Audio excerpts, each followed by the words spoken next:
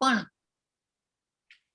આજે 13મા અધ્યાયમાં પણ બધા જે દ્રઢ અને નિશ્ચયથી તમે બધા જોડાઈને રહ્યા છો એને બદલ તમારા બધાનો ખૂબ ખૂબ આભાર. શ્રી શ્રી રાધા ગોવિંદા મંદિર ઇસ્કોન બેંગલુરુ તરફથી તમારા બધાનું સ્વાગત. આપણા ક્લાસમાં આપણે મંગલતાને વધાવીએ, મંગલાચરણથી સ્ટાર્ટ કરીએ, ગુરુઓના આશીર્વાદ લઈએ અને ગુરુઓ જે છે કે ભગવાન અને ગુરુઓ આપણને સમજવાની શક્તિ અને મને કહેવાની શક્તિ આપે તો એવી એમને વંદન કરીએ એમના ચરણોમાં. ઓમ અજ્ઞાન તિમિરાંધસ્ય જ્ઞાનાંજન શલાકયા ચક્ષુરુન્મિલિતં યેન તસ્મૈ શ્રી ગુરવે નમઃ. શ્રી ચૈતન્ય મનોભીષ્ટં સ્થાપિतं યેન ભૂતલે સ્વયં રૂપ કદા મह्यं દદાતિ સ્વપદાન્તિકં.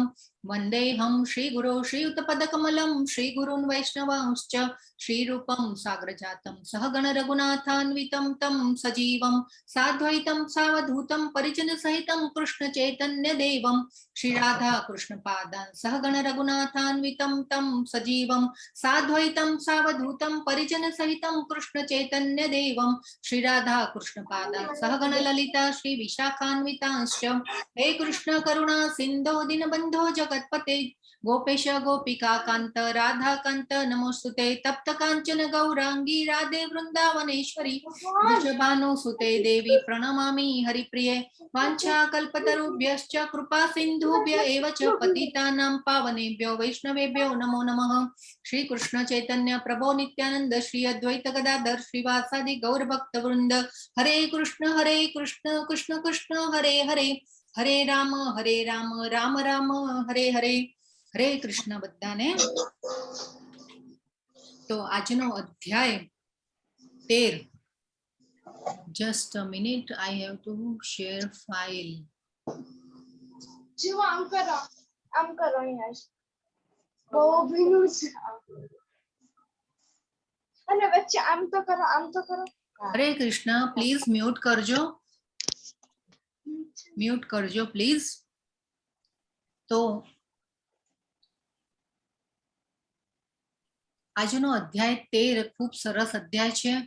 અધ્યાયનું નામ છે ક્ષેત્રજ્ઞ વિભાગ યોગ. તો હવે આપણને એમ થાય કે ભાઈ આટલું બધું ભક્તિનું જ્ઞાન આપી દીધું, 6 અધ્યાય ભગવાને ભક્તિ યોગ આપ્યા, તો આપણે ભક્તિ કરવાથી ખાલી આપણે ભગવાનને ન ભજી શકીએ? તો આ જ્ઞાનની શું જરૂર છે એવું આપણને લાગે. પણ ભગવાન જે છે આ બેઝિક ઇન્ફોર્મેશન જે છે એ આપણી પાસે હોય તો આપણે ભક્તિમાં દ્રઢ રહી શકીએ. જ્ઞાન હોય તો ભક્તિમાં દ્રઢ રહી શકાશે. તો ભગવાન જે છે એ આપણે એમ થાય કે ભાઈ ભક્તિ ખાલી ભક્તિ કરવાથી પણ ચાલશે નહીં. આપણે ભક્તિ ભગવાનની કરી, ભગવાને આટલો સરસ ભક્તિ યોગ સમજાવી દીધો, તો પછી જ્ઞાન કેમ આપવાનું કે છે?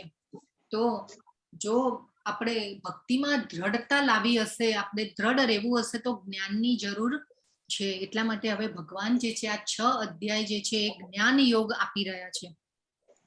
અને આપણે જો આપણી પાસે પણ આ ભગવદ્ ગીતાનું જ્ઞાન હોય તો જેને કહેવાય ને કે આપણે પોતે તો સમજી જ શકીએ કે ભગવાન શું કહેવા માંગે છે, આપણે ક્યાં કોણ છીએ ને શું છીએ ને આ બધું જે આપણે ક્યાંથી ક્યાં ટ્રાવેલ કરવાનું છે ને એ બધું જે આપણે જે છે અને ભક્તિમાં દ્રઢ રહેવું હશે તો જ્ઞાનની જરૂર પડે છે.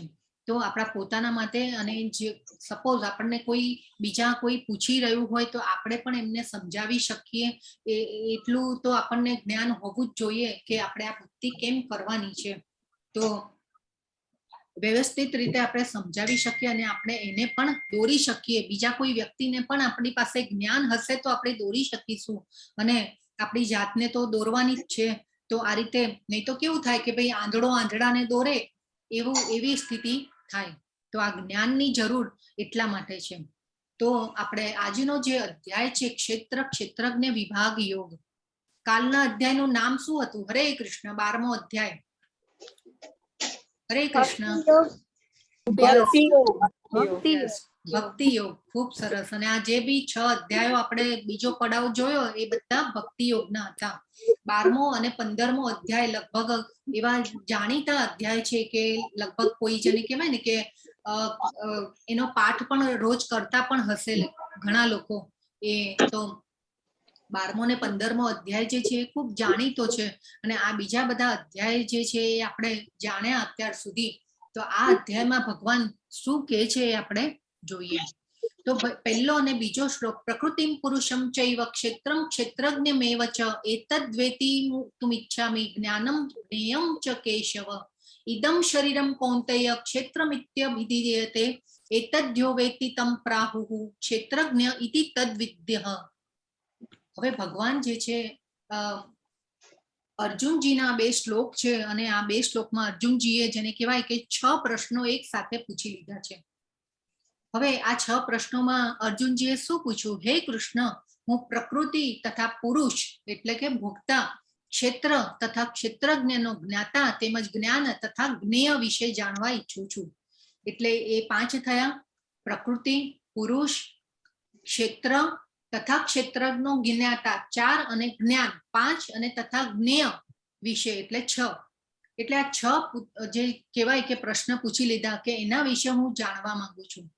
તો ભગવાન જે અહીંયા કહે છે કે હે કુંતી પુત્ર, આ શરીર ક્ષેત્ર કહેવાય છે અને જે આ ક્ષેત્રને જાણનારો છે તે ક્ષેત્રજ્ઞ કહેવાય છે. તો હવે આપણે પહેલા જોઈએ કે ભાઈ પ્રકૃતિ. તો પ્રકૃતિ શું છે? તો પ્રકૃતિ કે આપણે આ જે પ્રકૃતિ એટલે કે આ ભૌતિક જગત જ્યાં આપણે રહી રહ્યા છીએ અને આપણે કેટલું સુંદર ભગવાને કેવી રચના કરી છે પ્રકૃતિની કે આપણને જેને કહેવાય ને કે કેટલું સરસ ઝાડ પાન અને જે નેચર જેને કહેવાય કે કેટલું સુંદર બનાવ્યું છે કે એમાં આપણને ભગવાન જે કહે છે કે ભાઈ મારા બાળકોને તકલીફ ન પડે. અને આપણે ઘણીવાર તો એવા વેકેશન ઉપર ક્યાંક એવી જગ્યાએ પણ જઈએ કે આપણે આમ જોઈ અને જેને કહેવાય કે આપણને શાંતિનો અનુભવ થાય. અને આ રીતે તો આ જે પ્રકૃતિ જે છે એ પ્રકૃતિ હજી આપણે જેને કહેવાય કે કાલનો અધ્યાય જે છે પ્રકૃતિના ગુણો એના ઉપર પણ આપણે વધારે આપણે સમજીશું પ્રકૃતિ વિશે. તો ભગવાન કહે છે કે ભાઈ ભૌતિક પ્રકૃતિ જે છે એ 3 ગુણોથી બંધાયેલી છે, એટલે સત્વગુણ, રજોગુણ અને તમોગુણ. તો એ આપણે કાલના 14મા અધ્યાયમાં ખૂબ સરસ રીતે સમજીશું પ્રકૃતિ વિશે અને પ્રકૃતિના ગુણો વિશે. તો આ પ્રકૃતિ જે છે 3 ગુણોથી બંધાયેલી હોય છે. એ પછી છે આવે છે પુરુષ. તો પુરુષ એટલે ભોગતા. ભોગતા એટલે સંસ્કૃત શબ્દ છે ભોગવનાર. તો આપણે જોયો તો શ્લોક, શાંતિ ફોર્મ્યુલા હતી અને ભગવાન અલ્ટિમેટ એન્જોયર કોણ છે? ભગવાન છે. આપણે એ શ્લોક જોયો તો અને વારંવાર જે 6 અધ્યાયો આપણે લાસ્ટ જોયા એમાં આપણે મમરાવ્યો હતો. વારે વારે આ શ્લોકને યાદ કર્યો તો. કયો હતો? હરે કૃષ્ણ. કોણ કહેશે? ભક્તારમ. યસ, બોલો બોલો. યસ હિના માતાજી, બોલો. કયો હતો શ્લોક? હરે કૃષ્ણ. બીજા કોઈને બોલવો છે? યસ નિયતિ ભટ્ટ માતાજી. યસ બોલો માતાજી. ભોક્તારમ યજ્ઞ તપસા સર્વલોક મહેશ્વરમ સુહૃદમ સુહૃદમ સર્વ ભૂતાનામ ભૂતાનામ જ્ઞાત્વા મામ માં શાંતિ મુચ્છતિ. યસ, જ્ઞાત્વા જ્ઞાત્વા મામ મામ શાંતિ મૃચ્છતિ. તો આપણે આ પહેલા પણ આ આપણે વારે વારે શ્લોક યાદ કરવાનો છે, કેમ કે આપણે સમજી લેવાનું છે કે અલ્ટિમેટ એન્જોયર ભગવાન છે. બધા યજ્ઞોના સ્વામી ભગવાન છે. ભોક્તારમ યજ્ઞ તપસામ સર્વલોક મહેશ્વર. બધાના મહેશ્વર કોણ છે? ભગવાન છે. સુહૃદમ સર્વભૂતાનામ અને બધાના શુભેચ્છક મિત્ર કોણ છે? ભગવાન છે. અને જ્ઞાત્વા મામ શાંતિ મૃચ્છતિ. જો શાંતિ જોઈતી હશે તો આપણે જેને કહેવાય કે આ શ્લોકને આપણે વારે વારે મમરાવાનો છે. તો અહીંયા ભગવાન છે એ કહે છે પુરુષ એટલે ભોગતા. ભોગતા કોણ છે? અહીંયા ભગવાને કીધું કે પુરુષ એટલે અલ્ટિમેટ એન્જોયર. આપણા ઘરમાં પણ આપણે જોઈએ કે ભાઈ વડીલો હોય, દાદા હોય કે ભાઈ આપણા નાના હોય, તો એ બધા કેવા ભાઈ આપણા ફેમિલીના જેને કહેવાય ને કે ભાઈ પુરુષ કહેવાય કે ભાઈ વડીલ કહેવાય. એમ કે ભાઈ એ બધો આનંદ લેતા હોય કે કુટુંબને જોઈને આનંદ લેતા હોય, એમના પૌત્રો દીકરીઓ દીકરાઓને જોઈને આનંદ લેતા હોય. તો એવી રીતે અહીં પણ અલ્ટિમેટ એન્જોયર કોણ છે? ભગવાન છે. અને બધા આનંદોનો ભોગતા પણ ભગવાન છે. તો આ આપણે શ્લોકને વારે વારે આ યાદ કરવાનો છે. તો એ પછી આવે છે ક્ષેત્ર. તો ક્ષેત્ર હવે આપણે જોઈએ કે ક્ષેત્ર શું છે. ક્ષેત્ર એટલે ભગવાને અહીંયા કીધું કે શરીર ક્ષેત્ર કહેવાય છે. હવે આપણે ક્ષેત્ર શબ્દને અપભ્રંશ થઈ અને ક્ષેત્રમાંથી ખેત્ર થયું અને ખેત્રમાંથી ખેતર. તો હવે આપણે સપોઝ આપણી પાસે જમીન છે, જમીન હોય અને એ જમીનનો માલિક હોય, તો હવે એ જમીન, હવે સપોઝ આપણી પાસે જમીન હોય એટલે આપણે ખેતર, જેને કહેવાય કે ખેતર, ખેતી માટે આપણે જમીન લઈએ કે જમીનનો ટુકડો હોય તો એને ખેતી કરવા માટે લઈએ તો આપણે સમજવું હોય કે ભાઈ એ જમીનનો માલિક કોણ છે. તો એ જે જમીન હોય એનો માલિક હોય એને ખબર હોય. હવે એ જે જમીન હોય અને ખેતર ખેડવા માટેનું જે બી જેને કહેવાય ને મેજરમેન્ટ હોય, પછી જમીન કેવી છે, ફળદ્રુપ છે કે નહીં, એ પછી એનું જે મેજરમેન્ટ હોય એ બધું કોની પાસે હોય? એક તો જે ખેતરનો માલિક હોય એની પાસે હોય, અને જે એને ખબર હોય, ખેતરના માલિકને ખબર હોય કે ભાઈ આ મારી જમીન છે, એ પછી જમીન કેવી છે, ફળદ્રુપ છે કે નથી, કે એમાં ખેતી થશે કે નહીં, એ બધી એ માલિકને ખબર હોય. એ પછી જે આવે કે ભાઈ એનું મેજરમેન્ટ પણ એ માલિકને ખબર હોય કે ભાઈ આ મારી જમીન છે ને એમાં આવી રીતનું આ બધી જે માહિતી હોય એ ખેતરના માલિકને ખબર હોય. હવે બીજું જે છે કે ખેતરનું આપણે જેને કહેવાય ને કે ચોપડે નોંધાવી પડે એ જમીનને, કે આપણે સરકારી ખાતામાં એવા અધિકારી હોય ત્યાં આપણે જેને કહેવાય કે ભાઈ અત્યારે ડેટાબેઝ હોય અને એમાં આપણે નોંધાયેલી હોય આપણી જમીન. અને એક જે એટલે એક મેઇન શું કહેવાય પોઈન્ટ એ છે કે ભાઈ એ જે જમીન હોય એની ખબર કોને હોય કે એ અધિકારીને ખબર હોય ગવર્મેન્ટ ખાતામાં, કે ભાઈ એ અધિકારીને ખબર હોય કે ભાઈ આ જમીન જે છે આ માણસની છે ને એ જમીનનું મેજરમેન્ટ કેટલું છે ને શું છે, એની બધી જે પણ માહિતી હોય એ અધિકારી પાસે હોય. એટલે શું કે ભાઈ બે વ્યક્તિ થયા, એક તો જે જમીન હોય એ કોની છે એટલે એની માલિકની છે એટલે એ માલિક પોતે, અને બીજો જે છે કે એ અધિકારી. તો હવે જેવી રીતે ક્ષેત્ર એટલે કે શરીર, એટલે આપણું જે શરીર જે છે એના માલિક કોણ છીએ? એક તો પોતે આપણે છીએ.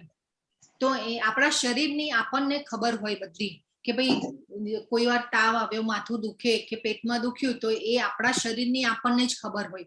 હવે મને પેટમાં દુખતું હોય તો એ તમને ન ખબર પડે કે ભાઈ મને પેટમાં દુખે છે, કે મને તાવ આવ્યો તો તમને ન ખબર પડે કે મને ભૂખ લાગી છે, તો એ તમને ન ખબર પડે કે મને ભૂખ લાગી છે. મને ભૂખ લાગી છે તો એ મને જ ખબર પડે. તો એવી રીતે આ જે શરીર જે છે એ કાર્યક્ષેત્ર કહેવાય છે. અને જે આ ક્ષેત્રજ્ઞ એટલે કે ક્ષેત્ર એટલે જગ્યા, અને જગ્યા અજ્ઞ, ક્ષેત્રજ્ઞ એ બેને છૂટું પાડીએ એટલે ક્ષેત્ર એટલે જગ્યા એટલે કે આપણું શરીર, અને અજ્ઞ એટલે એને જાણકાર. તો ક્ષેત્રજ્ઞ એટલે શું થયું? શરીરને જાણનારા. આ આપણે ખૂબ સારી રીતે સમજવાનું છે. અહીંયા ભગવાને આ રીતે એક જેને કહેવાય ને કે દાખલો આપી અને આપણને સમજાવ્યું છે કે ક્ષેત્ર એટલે શરીર અને ક્ષેત્રજ્ઞ એટલે શરીરને જાણનારા. પણ શરીરને જાણનારા કોણ કોણ છે? એક તો આપણે પોતે, અને બીજો જે કે ભાઈ ઓલા આપણે અધિકારી જેને કહેવાય ને કે ખેતરના જેની ચોપડે જમીન નોંધાવેલી હોય એને અધિકારી પાસે હોય ને એને ખબર હોય. તો આપણા શરીરને જાણવા વાળા અધિકારી કોણ કહેવાય? હરે કૃષ્ણ. કોણ કહેશે? હરે કૃષ્ણ. કોણ કહેવાય? ભગવાન. યસ, ખૂબ સરસ. તો આ શરીરને જાણવા વાળા બીજા કોણ છે? ભગવાન છે. કેમ કે પરમાત્મા રૂપે શરીરમાં ભગવાન જે છે આપણા શરીરમાં હૃદયમાં રહેલા છે અને એ આપણા શરીરને જાણતા હોય છે. એટલે માટે જો ક્ષેત્ર એટલે આપણું શરીર, અને એટલે આપણું શરીર જે છે એ આપણું કાર્યક્ષેત્ર છે. એટલે જેને કહેવાય કે કાર્યક્ષેત્ર એટલે આપણે જેના દ્વારા આપણે શરીર દ્વારા કર્મ કરતા હોઈએ છીએ એ કાર્યક્ષેત્ર થયું આપણું. અને ક્ષેત્રજ્ઞ એટલે ક્ષેત્રજ્ઞ બે જણા, આપણે પોતે એટલે આપણો આત્મા, અને બીજા જે છે કે ભગવાન. તો એ ભગવાન જે છે બધા જીવોને જાણતા હોય છે. તો આ રીતે ક્ષેત્ર અને ક્ષેત્રજ્ઞ એ આ રીતે આપણે સમજવાનું છે. તો જેને કહેવાય કે આ શરીર ક્ષેત્ર કહેવાય છે, અને જે આ ક્ષેત્રને જાણનારો છે તે ક્ષેત્રજ્ઞ કહેવાય છે. ભગવાને કીધું આપણને અહીંયા સરસ રીતે સમજાવ્યું છે કે અને ક્ષેત્રજ્ઞ એટલે બે જણા, આપણે પોતે એટલે આપણો આત્મા, અને જેને કહેવાય કે ભગવાન. તો આ બે રીતે આપણે સમજવાનું છે. ક્ષેત્રજ્ઞ બે જણા. તો આ શરીર રૂપી ખેતરને જાણવા વાળા બે જણ છે, એક આત્મા અને પરમાત્મા. આપણે જોયું કે ખેતરના માલિકને ખબર હોય, અને એક બીજું જે અધિકારી હોય એ એટલે કે ગવર્મેન્ટ ખાતાના જે અધિકારી હોય એને હોય. એટલે ક્ષેત્ર છે એ આત્મા, આપણે શરીર નથી, આપણે આત્મા છીએ. એટલે ક્ષેત્ર આત્મા અને ક્ષેત્રજ્ઞ એટલે પરમાત્મા. હવે આપણે સમજીએ કે જ્ઞાન. અર્જુનજીએ પૂછ્યું કે જ્ઞાન તથા જ્ઞેય વિશે જાણવા ઈચ્છું છું. તો જ્ઞાન એટલે શું? તો જ્ઞાન, ખરું જ્ઞાન શું છે કે આ ક્ષેત્ર અને ક્ષેત્રજ્ઞની સમજ, એટલે કે આત્મા અને પરમાત્માની જે સમજ હોય એને, જેને કહેવાય કે એને જ્ઞાન કહેવાય. પણ આપણે શું સમજીએ જ્ઞાન એટલે? કે ભાઈ જેને કહેવાય કે ખાલી પૈસા કમાવાના જ્ઞાનને જ્ઞાન કહેવાય. પૈસા કમાવા માટે થઈને આપણે કેટલું ભણીએ છીએ ને કેટલું કરીએ છીએ ને એ સાચું જ્ઞાન છે? આપણે એ દ્રષ્ટિથી જોતા હોઈએ છીએ કે આ ભાઈ કેટલો હોશિયાર માણસ છે. એ પછી કોઈ માણસ ઇલેક્ટ્રિક વસ્તુઓ ખોલીને રિપેર કરી નાખે તો આપણે એને બહુ હોશિયાર સમજીએ કે ભાઈ આ કેટલું એને બહુ જ્ઞાન છે, આ વસ્તુને એને બહુ, આપણે જેને કહેવાય ને, આપણે આ આજુબાજુમાં આવા ઉદાહરણો આપણે જોતા હોઈએ છીએ. એ પછી વ્હીકલમાં કોઈ પંચર પડ્યું હોય, આપણે રસ્તે જતા હોઈએ અને કોઈ રિપેર કરી નાખે તો આપણે એને કહેવાય હા હા તને આવડે છે, આટલું તું આવું કરી શકે છે. તો આપણે એને એ રીતે સમજીએ છીએ. એ પછી કે ભાઈ આકાશમાં પ્લેન, મિસાઇલ ને સેટેલાઇટ ડિઝાઇન કરે, ઉડાડે, તો આ બધાને પણ આપણે જ્ઞાની કહેવાય કે ભાઈ હા કેટલા હોશિયાર, એમ આટલું બધું. તો આ રીતે પણ આ જે છે એને આપણે સ્કિલ કહી શકીએ. પણ સાચું જ્ઞાન કયું છે કે આપણે આત્મા અને પરમાત્માની સમજ જે આવે અને ભગવાનને આપણે જાણીએ તો એ સાચું જ્ઞાન છે. ભગવાનની આપણે વાત થઈ હતી કે ભગવાનની બધી જ વ્યાખ્યાઓ જે છે ને અલગ અલગ છે.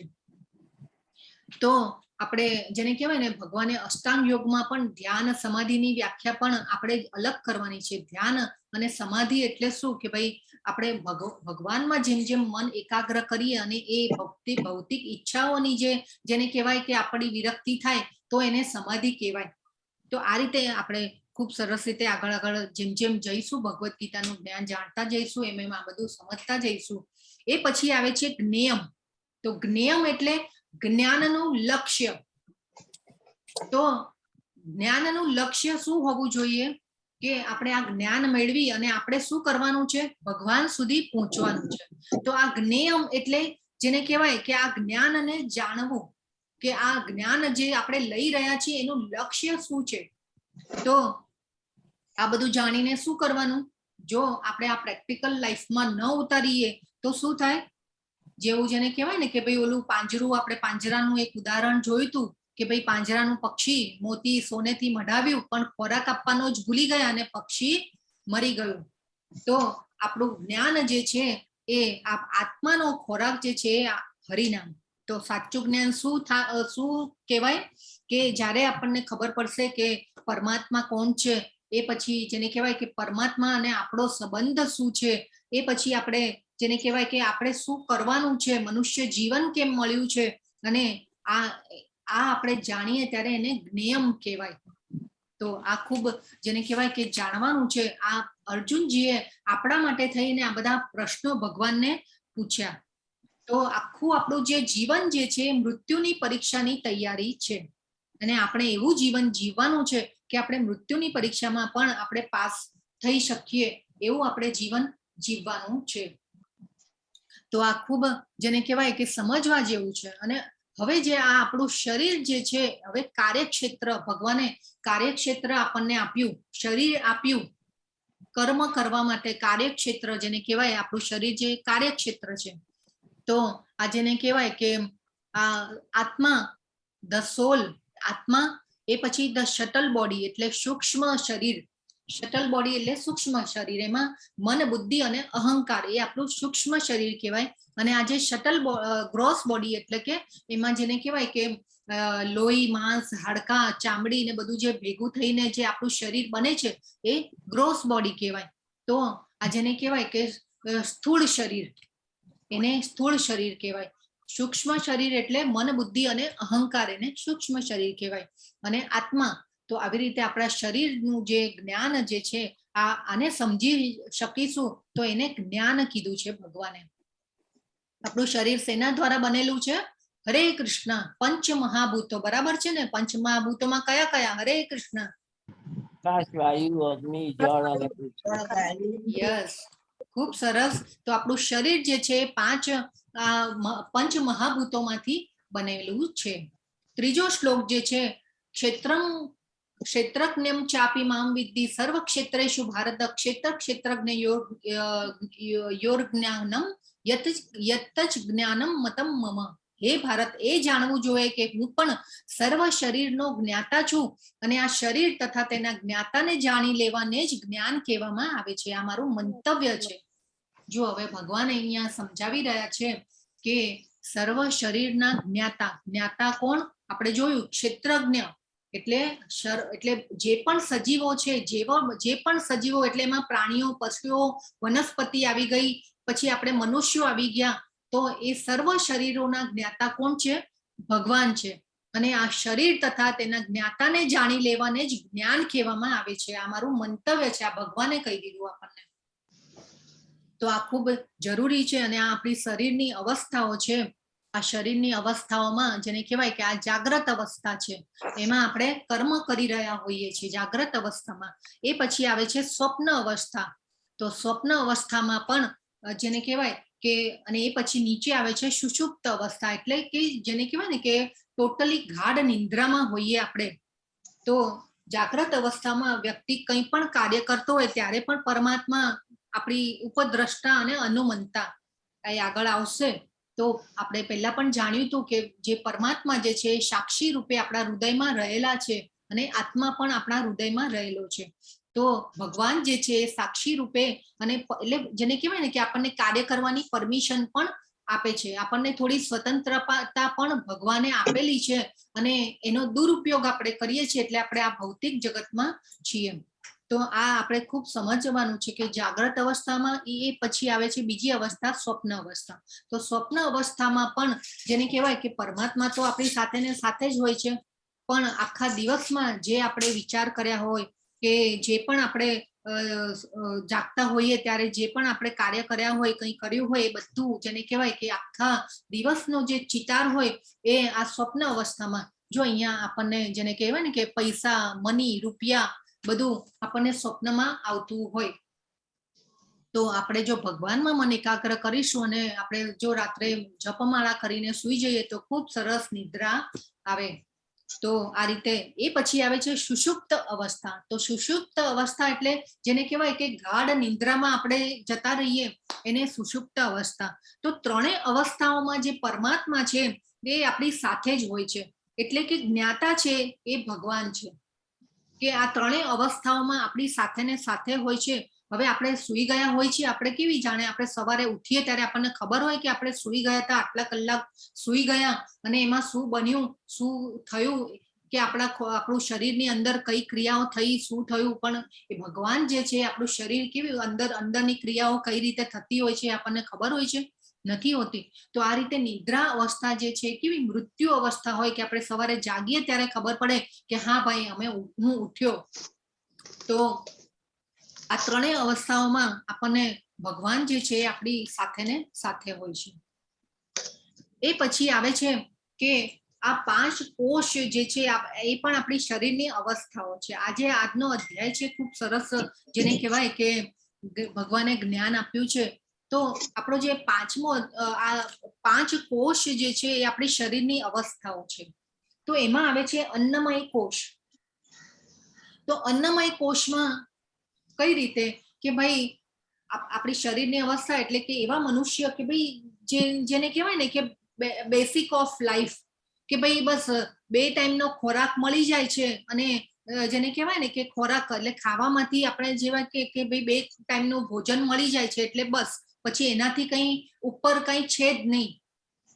એવું જે વિચારવાનું જે હોય અને એ જે વિચાર શક્તિ હોય એ અન્નમય કોષમાં આવે, કે હા ભાઈ ચલો આ ખાવા પીવા સિવાય કંઈ બીજું છે જ નહીં, બીજું કંઈ કરવાનું જ નથી, એ અન્નમય કોષમાં આવે. એ પછી જેને કહેવાય ને કે ભાઈ બસ આમ 2 ટાઈમનું ખાવાનું ભોજન મળી જાય, મસ્ત એમ કે ખાવું પીવું અને મોજ મજા. તો આ જે છે એ જે સ્થિતિ જે છે એ અન્નમય કોષમાં આવે. તો એ પછી આવે છે પ્રાણમય કોષ.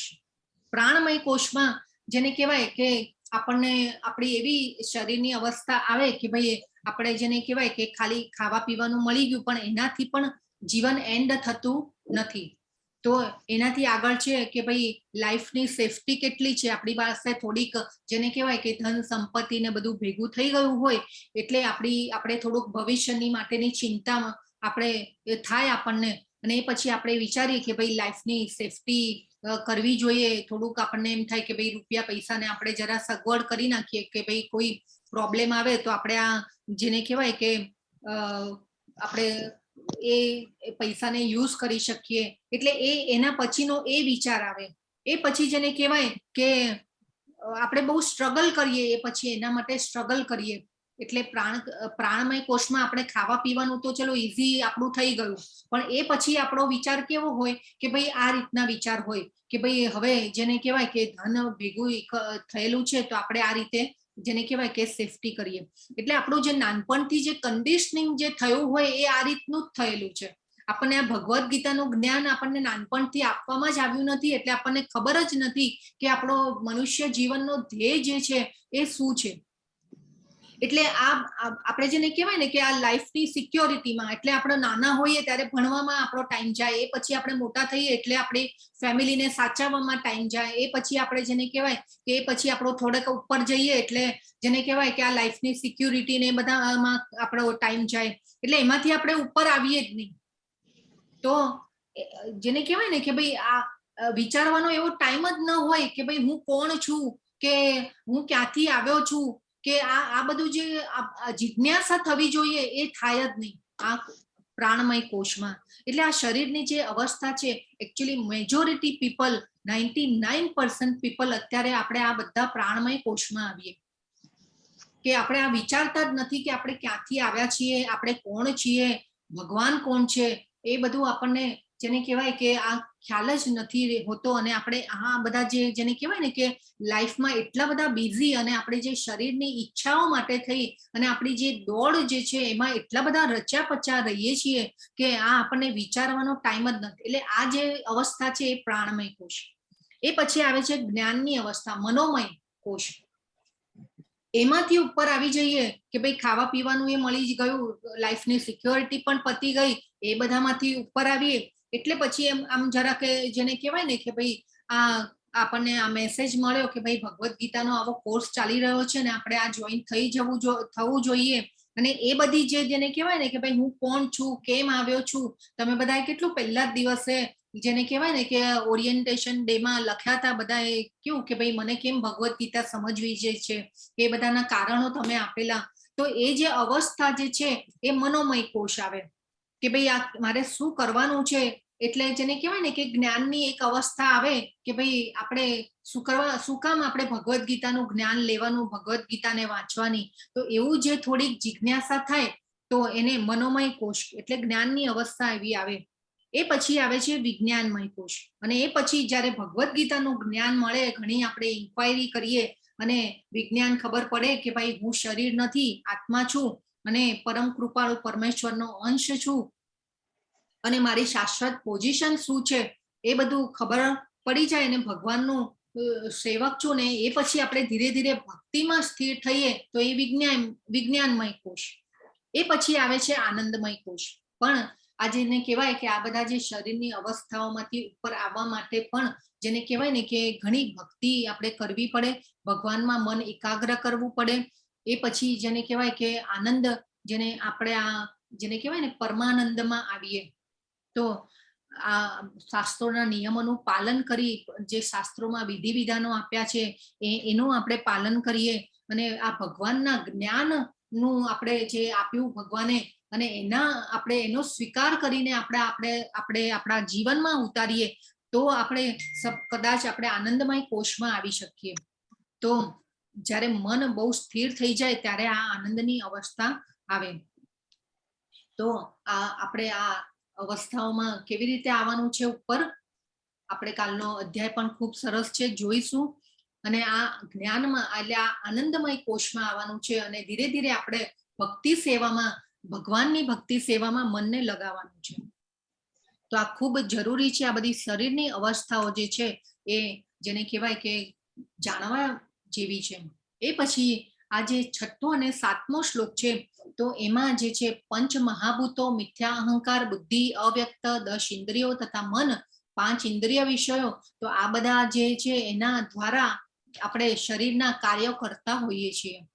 તો આ સર્વેને સંક્ષેપમાં કાર્યોના ક્ષેત્ર તથા તેમની આંતરક્રિયાઓ કહેવામાં આવે છે.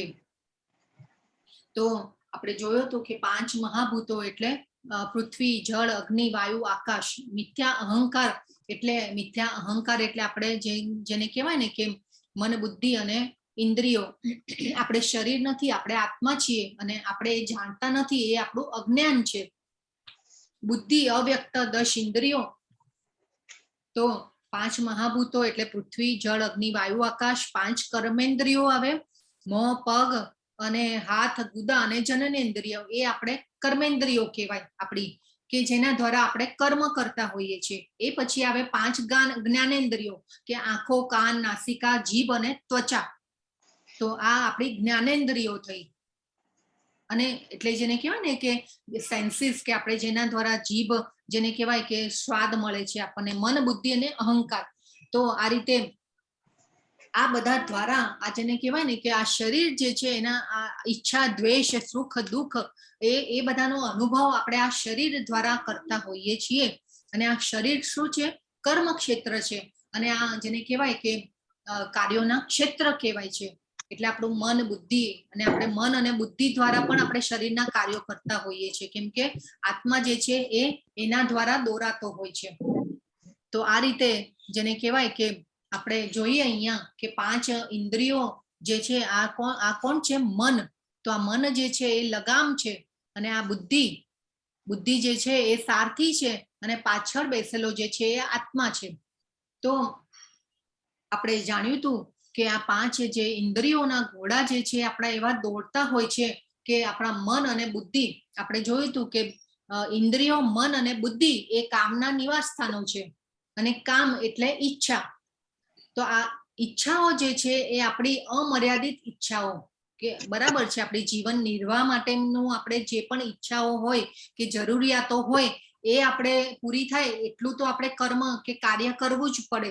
પરંતુ એ પછી જેને કહેવાય કે એ પછી જે આપણી દોડ જે હોય ઈચ્છાઓ માટેની, એની આપણે જેને કહેવાય કે એના ઉપર આપણે લગામ લગાવવાની છે. તો મનની લગામ જે છે એ બુદ્ધિ પાસે હોય છે, અને બુદ્ધિ અને આત્મા, બુદ્ધિ જે છે એ આત્માની નિકટની પડોસણ છે. અને આત્મા જે છે એ બુદ્ધિ અને મન દ્વારા દોરાતો હોય છે. અને આત્મા જે છે એ શરીરના જે સુખો હોય છે, ઇન્દ્રિય તૃપ્તિના જે સુખો હોય છે, એને સાચું સુખ માની લે છે. કેમ કે આપણે બધા મોહ માયામાં છીએ, અને આ મોહ જેને કહેવાય કે 5 ઇન્દ્રિયો, મન અને બુદ્ધિ દ્વારા આપણે પછી કર્મ કરતા હોઈએ છીએ, અને આત્મા એ રીતે દોરાતો હોય છે. પરંતુ આત્માનું શુદ્ધ સ્વરૂપ જેને કહેવાય કે અધ્યાત્મ છે, ભગવત પ્રેમ છે. તો આ આપણે ખાસ જાણવાની જરૂર છે કે આ રથમાં જે બેઠેલો છે, પાછળ જે પેસેન્જર છે એ આત્મા છે. કેવો જો હતપ્રત આમ થયેલો છે આત્માનો, જો તમે. અને આપણે આત્માને ખોરાક આપીએ, એ આપણે જાણ્યું હતું કે આત્માને ખોરાક આપવાનો છે. એક પાંજરાનું પક્ષી આપણે આ ઉદાહરણ પણ જોયું હતું. તો જો આપણે આત્માને પોષણ નહીં આપીએ તો આપણે આ જેમ પોપટ મરી જાય એવી રીતે આપણે પણ આ જન્મ મરણના ચક્રમાં જેને કહેવાય કે ફસાતા રહીશું. તો આત્માનો ખોરાક શું છે? હરિનામ. તો જેને કહેવાય કે ભગવાને આપણને, હવે લૂંટારાઓના હાથમાં આપણે છરી આપીએ તો એ શું કરે? કોઈના જીવ લે. હવે ડોક્ટરોના હાથમાં છરી આપે તો એ શું કરે? જીવ બચાવે. તો ભગવાને પણ આપણને મનુષ્ય જીવન આપ્યું છે, અને મનુષ્ય જીવન આપણે જો ખાવું, પીવું, ઊંઘવું, સ્વરક્ષણ અને મૈથુન, એ તો પશુઓ પણ કરતા હોય છે. આપણે જોયું હતું કે આપણા મનને આપણે દુશ્મન બનાવવાનું છે કે મિત્ર બનાવવાનું છે, એ આપણે આગળના અધ્યાયોમાં જોયું હતું. તો આપણે જેને કહેવાય કે ભગવાને આવો મનુષ્ય જીવન આપ્યું, આપણને બુદ્ધિ આપી, અને આપણને શાસ્ત્રોનું જ્ઞાન આપ્યું. તો આપણે જેને કહેવાય કે એ જાણવાની જિજ્ઞાસા કરવી જોઈએ, અને આપણે ભગવાનમાં મન એકાગ્ર કરી અને ભગવાન પાસે પહોંચવાનો ટાર્ગેટ રાખવો જોઈએ. તો આ ખૂબ જરૂરી છે. હવે જે છે એ ખૂબ જેને કહેવાય ને કે ભગવાન જ્ઞાનની વ્યાખ્યા આપી છે આ શ્લોકમાં. 8 થી 12 શ્લોકમાં જેને કહેવાય કે ભગવાને જ્ઞાનની વ્યાખ્યા આપી છે. તો જ્ઞાનની વ્યાખ્યા શું છે? તો પહેલો જે છે અમાનિત્વમ, અમાનિત્વમમાં જે છે કે અમાનિત્વમ એટલે વિનમ્રતા. તો ભગવાન જ્ઞાન કોને કહે છે? જો હવે અહીંયા જે કહેવાય કે અહીંયા લખ્યું છે ભગવાને કે આ આખા બધા જે છે ને આ 8 થી 12 શ્લોક એમાં ભગવાને ગુણો બતાવ્યા છે કે જ્ઞાન કોને કહેવાય.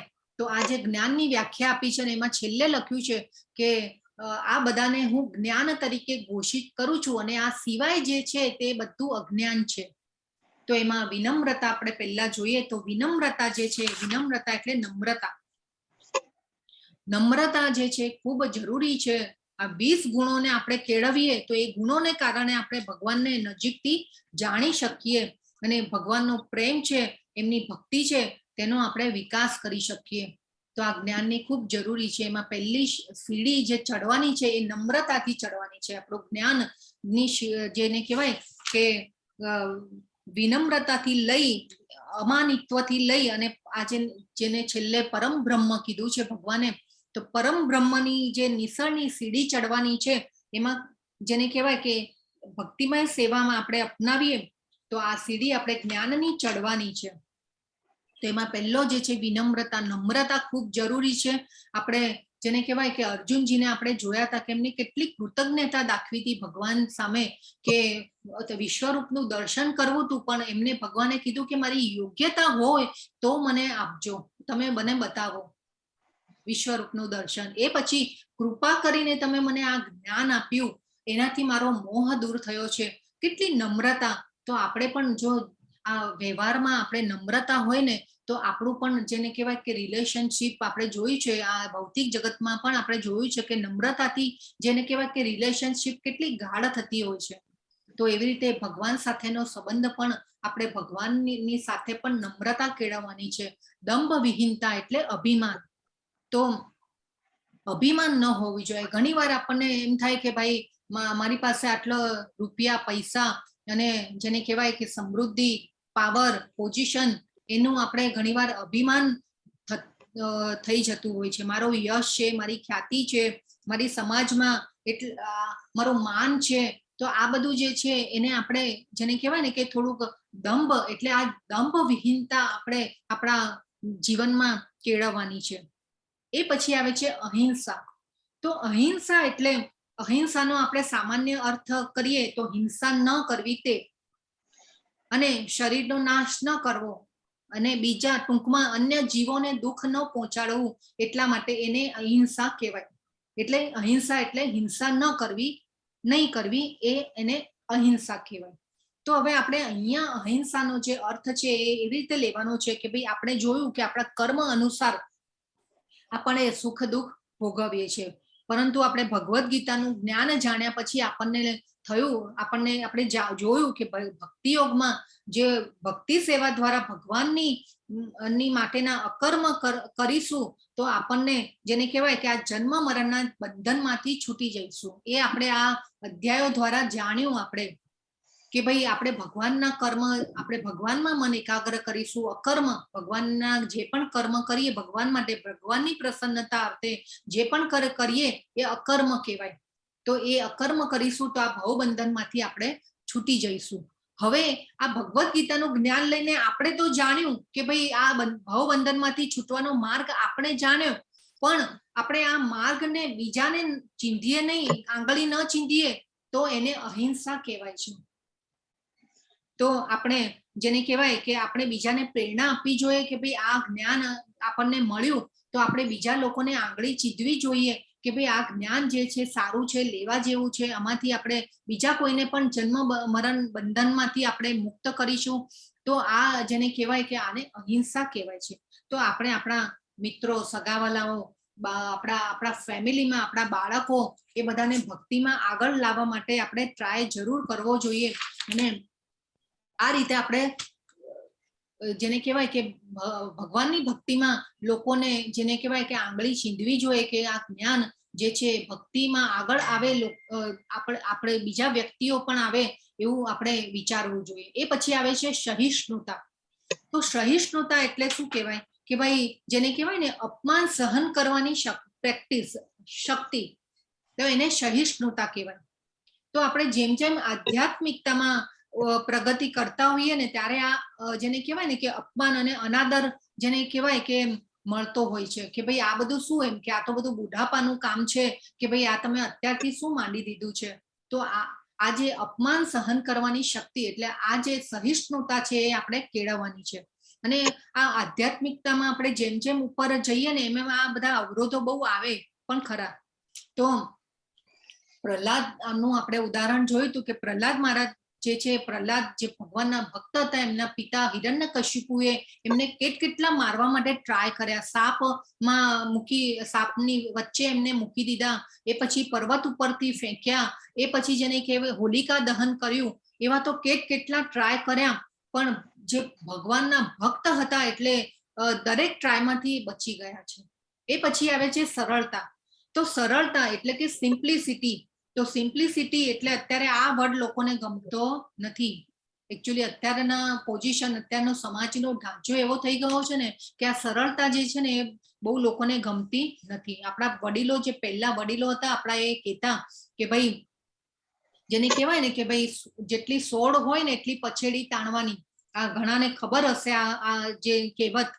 તો અત્યારે તો જેને કહેવાય ને કે દેખાદેખી, કમ્પેરિઝન, ઇનસિક્યોરિટી એટલી બધી વધી ગઈ છે કે એ પ્રવાહમાં ખેંચાઈ અને આપણે જેને કહેવાય ને ગાડરિયા પ્રવાહમાં આપણે ખેંચાતા હોઈએ છીએ ને એ પછી ઘણા જેને કહેવાય કે ઉધારી છે કે બીજા ખોટા કામો કરવામાં પણ અચકાતા નથી. એટલે અત્યારે શું થઈ ગયું છે કે ભાઈ પછેડી મોટી કરો અને મહેનત કરો, એટલે અત્યારે આખું બધું ડેફિનેશન ચેન્જ થઈ ગયું છે. તો આ બધું જે છે સરળતા, અને અત્યારે તો જેને કહેવાય ને સાદગી ભર્યું જીવન જીવતા હોય ને એ માણસ વધારે કટકટ પહેલા કપાય કે ભાઈ ભગવાને તમે આટલું બધું આપ્યું છે ને તમે આવી રીતે કેમ જીવો છો? ભાઈ મોજ મજા કરો ને, આ બધું આપ્યું છે તો મોજ મજા કરો ને ભાઈ, આનંદ કરો ને, તમે કેમ આવી રીતે રહો છો? તો આ જે છે અત્યારનો સમાજનો ઢાંચો એવો આ થઈ ગયો છે. તો સરળતા છે એ ખૂબ જરૂરી છે. એ પછી આવે છે સદગુરુનો આશ્રય. સદગુરુનો આશ્રય એ બહુ ખૂબ જ જરૂરી છે. પ્રમાણભૂત ગુરુ હોવા જોઈએ. હા, પાછા જો અત્યારે ગુરુઓના એવો એક જેને કહેવાય ને કે ગુરુઓનો તો બહુ એવો માહોલ આવી ગયો છે કે ભલભલા ગુરુ થઈને બેસી જતા હોય છે, પણ એ કૃષ્ણને જાણતા હોવા જોઈએ. તો જેને કહેવાય કે પવિત્રતા, એ પછી પવિત્રતા. તો પવિત્રતામાં જેને કહેવાય પવિત્રતા એટલે આપણને ખબર છે કે સ્વચ્છતા, પવિત્રતા એટલે બાહ્ય અને આંતરિક પવિત્રતા. તો પવિત્રતામાં બાહ્ય એટલે કે ભાઈ આપણે ચલો શરીરને સ્વચ્છ રાખવું, 2-3 વાર, આપણે હમણાં ગરમી છે તો આપણે 2 થી 3 વાર નાહીએ, તો આપણા શરીરને સાચવીએ, તો એ આપણી જેને કહેવાય કે પવિત્રતા. એ પછી આવે છે બીજી મનની પવિત્રતા. તો મનની પવિત્રતા હોય તો એમાં શું આવે કે ભાઈ મંત્ર જાપ કરવા. મનની પવિત્રતા ક્યારે આવશે કે આપણે મહામંત્રના જાપ કરીશું, ભગવાનમાં મન એકાગ્ર કરીશું, ભગવાનની સેવા, પૂજા, અર્ચના, નવધા ભક્તિ દ્વારા આપણે ભગવાનમાં મન એકાગ્ર કરીશું તો પવિત્રતા આવશે. તો એ પછી આવે છે જેને કહેવાય કે આત્મસંયમ. તો આત્મસંયમ એટલે સંતોષ. સંતોષ એ ખૂબ જરૂરી છે. અને જેને કહેવાય ને કે સંતોષમાં આપણે બહુ અત્યારે તો કમ્પેરિઝન ને બધું એટલું બધું વધી ગયું છે આજકાલ કે દેખાદેખીને. સંતોષ હોવો જોઈએ કે ભાઈ ભગવાને જે પણ આપ્યું છે આપણને એ ખૂબ જેને કહેવાય કે પાત્રતા અનુસાર આપ્યું છે, અને એમાં આપણે જેને કહેવાય કે સંતોષ માની અને આપણું જીવન જીવવું જોઈએ. તો સ્થિરતા, પવિત્રતા, સહિષ્ણુતા અને પવિત્રતા પછી સ્થિરતા આવે છે. તો સ્થિરતા એટલે જેને કહેવાય કે આપણે કોઈ પણ પરિસ્થિતિમાં આપણું મન વિચલિત ન થવું જોઈએ, અને મનનો જે સંયમ, વિચલિત ન થવું. સ્થિરતા, સફળતા મળે કે નિષ્ફળતા મળે, અને એમાં કોઈ પણ પરિસ્થિતિમાં સુખ આવે, દુઃખ આવે, તો એમાં જે સમભાવ રાખીએ તો એને સ્થિરતા કહેવાય છે. એ પછી આત્મસંયમ આપણે જોયો. એ પછી ઇન્દ્રિય તૃપ્તિના વિષયોનો ત્યાગ. ઇન્દ્રિય તૃપ્તિના વિષયોનો ત્યાગ એટલે કે આપણે જે ઇન્દ્રિય તૃપ્તિ માટે જેને કહેવાય કે ઇન્દ્રિય તૃપ્તિ એટલે આપણે જે શરીર જીવનના નિર્વાહ માટે થઈને આપણે જરૂરી છે કે ભાઈ એક ઘર હોવું જોઈએ, એ પછી બાળકોને ભણાવવાનો આપણે જે પણ ખર્ચો થાય કે એટલું ધન હોવું જોઈએ, કે આપણી ફેમિલીને સાચવવા માટેનું જે પણ હોય એટલું આપણી પાસે હોવું જોઈએ. પણ એ પછી એના એ સ્ટેજના પછી આપણે જેને કહેવાય ને કે સુખો આવે અને એ સુખ પછી વધારે ને વધારે ભોગવવાનું કે ભાઈ મારી પાસે આ હોવું જોઈએ, પેલું હોવું જોઈએ, સામે બીજાની પાસે આટલું છે એ મારી પાસે પણ હોવું જોઈએ. તો આ બધું જે છે એ આપણે આ વિષયોનો આપણે ત્યાગ કરવાનો છે. જો આ જેને કહેવાય ને કે આ 5000 વર્ષ પહેલા પણ ભગવાને આ બધું આપણને શીખવાડીને ગયા. અને આ જેને કહેવાય કે એ પછી આવે છે મિથ્યા અહંકારનો અભાવ. મિથ્યા અહંકાર એટલે કે આપણે શરીર નથી, આપણે આત્મા છીએ, એ આપણે જાણવું જરૂરી છે. તો અને મિથ્યા અહંકાર એટલે કે ભાઈ આ જેને કહેવાય કે જે સુખ જે છે એ બધા આપણે સાચું સુખ માની લઈએ છીએ, પણ જેને કહેવાય કે સાચું સુખ શું છે એ આપણે જાણતા નથી. તો આ બધો આપણો મિથ્યા અહંકાર, આપણે અજ્ઞાનમાં છીએ. એ પછી જન્મ મૃત્યુ જરા વ્યાધિના અનિષ્ટની અનુભૂતિ. તો જન્મ જરા અને વ્યાધિ, જરા એટલે ઘડપણ, વ્યાધિ એટલે રોગ, જન્મ અને મૃત્યુ તો આપણને ખબર જ છે. તો જેને કહેવાય કે જન્મ એ ખૂબ જેને કહેવાય ને કે પ્રભુપાદે ખૂબ સરસ આ ગુણો વિશે છે ને 4 થી 5 પેજ લીધા છે આ સમજાવવા માટે. તમે આ ભગવદ્ ગીતાને વાંચજો. જન્મ થવો એ પણ જેને કહેવાય ને કષ્ટદાયક છે. આજે આપણે ગ્રુપમાં એક વિડીયો પણ શેર કરીશું, તમે બધા જોજો, બર્થ અગેઇન ડેથ અગેઇન. તો એ વિડીયો પણ આપણે શેર કરશું. ઇંગ્લિશમાં છે પણ બધું સમજાય એવું છે, તમે ખાસ જોજો. જન્મ જેને કહેવાય ને કે જન્મ પહેલાની સ્થિતિ, આ બધું ભાગવતમમાં પણ વર્ણન છે. હા, આપણે આ કોઈ વસ્તુ બહારની લેતા નથી કે બહારનું વસ્તુ બોલતી નથી. ભાગવતમમાં પણ આ જેને કહેવાય ને જન્મ પહેલાની સ્થિતિ, જન્મ ની જે પ્રક્રિયા જે છે બહુ ખૂબ જ કષ્ટદાયક હોય છે, અને આ જાણવું જરૂરી છે આપણે. એટલે અહીંયા ભગવાન કહી રહ્યા છે જન્મ મૃત્યુ જરા વ્યાધિના અનિષ્ટની અનુભૂતિ. તો આ જેને કહેવાય કે આ જન્મ જો થાય, આપણે ઘણીવાર એમ થાય કે ભાઈ કોઈ બાળકનો જન્મ થાય તો આપણે પેંડા વેચતા હોઈએ છીએ, બરાબર ને? તો પણ જન્મ જે છે કે ભાઈ કેવા એ જે બાળક હોય એને કેવું જેને કહેવાય ને કે ગર્ભાશયની અંદર કેવી રીતે રહેવું પડે છે, મળ મૂત્રમાં એ જીવને રહેવું પડે છે, અને ખૂબ જેને કહેવાય ને કે પીડાદાયક હોય છે. એ પછી મૃત્યુ પણ પીડાદાયક હોય છે. પણ એ મૃત્યુને જો આપણે કેવી રીતે સુધારવું એ આપણા હાથની વાત છે. અને આપણે જેમ જેમ ભગવાનના મંત્રના જાપ કરશું, ભગવાનમાં મન એકાગ્ર કરીશું, અને આપણે એ 8મો અધ્યાય ખૂબ સરસ રીતે જોયું કે આપણે મૃત્યુને કેવી રીતે આપણે સુધારી શકીએ. એ પછી આવે છે વૈરાગ્ય. તો વૈરાગ્ય એટલે શું? તો આ જે અમર્યાદિત ભૌતિક ઈચ્છાઓ જે છે, આપણી શરીર માટેની ઈચ્છાઓ, એનો ત્યાગ કરવાનો છે. તો એને આપણે વૈરાગ્ય કહી શકીએ. એ પછી આવે છે બાળકો, પત્ની, ઘર તથા અન્ય વસ્તુઓની મમતામાંથી મુક્તિ. તો અહીંયા આપણે જેને કહેવાય ને કે ઊંધો અર્થ નથી લેવાનો. અહીંયા ભગવાન શું કહેવા માંગે છે આપણે જાણવાનું છે કે બાળકો, પત્ની, ઘર તથા અન્ય વસ્તુઓની મમતામાંથી મુક્તિ એટલે કે જ્યારે આધ્યાત્મિક પ્રગતિમાં જો અવરોધ રૂપ આવતા હોય તો એ મમતામાંથી, આપણે એ આસક્તિમાંથી જેને કહેવાય કે મુક્ત થવાનું છે ધીરે ધીરે. પરંતુ જેને કહેવાય કે ભાઈ આ બધા સ્નેહને પાત્ર છે. આપણા બાળકો, આપણું જે કહેવાય કે ફેમિલી, એ બધા સ્નેહના પાત્ર છે. પણ જો આધ્યાત્મિક આપણી જે સ્પિરિચ્યુઅલ લાઈફમાં અવરોધ રૂપ થતા હોય તો એ મમતામાંથી આપણે આસક્તિ ધીરે ધીરે ઓછી કરવાની છે, એવું અહીંયા ભગવાન આપણને કહી રહ્યા છે. તો જો ઘરનું વાતાવરણ આપણે આનંદમય રાખવું હશે તો આપણે કૃષ્ણની, ભગવાનની ભક્તિમય સેવામાં આપણે જેને કહેવાય કે મનને પરોવવું પડશે. તો આપણા ઘરનું જે વાતાવરણ છે, આપણા બાળકો જે છે, આપણા ફેમિલીના મેમ્બરો જે છે, એમને પણ ખબર હોય આ વસ્તુની, ભગવદ્ ગીતાનું જ્ઞાન હોય તો જેને કહેવાય કે આનંદમય વાતાવરણ રહેશે. એ પછી અનુકૂળ તથા પ્રતિકૂળ ઘટનાઓ પ્રત્યે પણ સમભાવ. તો આપણા જીવનમાં એવી ઘણી ઘટનાઓ એવી બને કે આપણને મુશ્કેલી આવે, પ્રશ્નો આવે, પણ એમાં પણ સમભાવ એટલે કે જેને કહેવાય ને સુખ અને દુઃખ આવે કે ભાઈ જે કોઈ પણ એવી જેવા જીવનના પ્રશ્નો હોય એમાં આપણે સમભાવ રાખવાનો છે. અને આપણે જેને કહેવાય ને કે લડવાનું છે. આપણે અર્જુનને પણ ભગવાને લડવા માટે પ્રેર્યા છે અને ઊઠ અને ઊભો થા કીધું છે. તો જેને કહેવાય ને ભાગવા નથી દીધા ભગવાને. એટલે આપણે કર્મ તો કરતા જ રહેવાનું છે. એ પછી આવે છે કે મારા પ્રત્યે નિરંતર અનન્ય ભક્તિભાવ ભગવાને કીધું. તો આ જેમ જેમ આપણે ભગવાનની ભક્તિમાં આગળ આવશું એમ એમ આ બધા જે ગુણો ભગવાને કીધા એ આપણામાં ડેવલપ થતા જશે. એ પછી આવે છે એકાંતવાસની ઈચ્છા. તો એકાંતવાસની ઈચ્છામાં આપણે જેમ જેમ જેને કહેવાય ને, આપણે વાત થઈ હતી, આપણે ગયા અધ્યાયોમાં વાત થઈ કે ભાઈ ભૌતિક વાતો કરવા માટે કે ગોસિપ કરવા માટે અત્યારે બહુ, જેને કહેવાય ને ક્રિકેટની વાતો કરવી હોય, શેર માર્કેટની વાતો કરવી હોય કે ભાઈ પોલિટિક્સની વાતો કરવી હોય, તો એવા વાતો કરવા વાળા બહુ મળે, પણ ભગવાનના જ્ઞાનની ચર્ચા કરવા વાળા આપણને બહુ ઓછા મળે. તો જ્યારે પણ તમને એમ થાય કે ભાઈ, અને જેમ જેમ આપણે જોજો, તમે માર્ક કરજો કે જેમ જેમ આપણે ભક્તિમાં અને આધ્યાત્મિકતામાં ઉપર આવતા જઈશું, એમ આપણે જ એ બધાને છોડતા જઈશું ધીરે ધીરે. આપણો જે અત્યારે ભાગવતમનો ક્લાસ ચાલે છે, એમાં પાછળ જેને કહેવાય ક્લાસ પૂરો થઈ ગયા પછી એવા ઘણા લોકો એવા જેને કહેવાય કે ભક્તો હતા કે જેને સવારના ન્યૂઝપેપર જે છે કે બંધ કરાવી દીધા છે. એ પછી જે ટીવી ને માટે સિરિયલો જોવા માટેનો જે ઓલું કહેવાય ને પ્લાન હોય, તો એ પણ કે અમે બંધ કરાવી દીધો.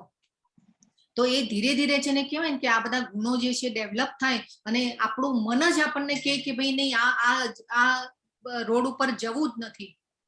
તો આ જે છે એકાંતવાસની ઈચ્છા, ને જ્યારે પણ તમને એમ ઈચ્છા થાય એકાંતવાસની કે ભાઈ તો આપણે પુસ્તકોનો સંગ કરી શકીએ પ્રભુપાદના, તો આ રીતે આપણે જેને કહેવાય ને કે આ અલિપ્ત સામાન્ય જન સમૂહથી અલિપ્ત હોવું, તો એ આપણને ઈચ્છા જ નહીં થાય. અને આ ધીરે ધીરે આપણે ભક્તિભાવમાં જેવી રીતે ઉપર ધીરે ધીરે આવશું, એમ આપણને જેને કહેવાય ને કે આ ભૌતિક જે આનંદો જે છે, ભૌતિક સુખો છે, એ તુચ્છ લાગવા માંડશે આપણને. જેમ જેમ ભગવાનમાં મન આપણું એકાગ્ર થશે, એમ આ બધા આનંદ જે છે, સુખ જે છે, આપણે સુખ માની રહ્યા છીએ, એ બધા તુચ્છ લાગવા લાગશે.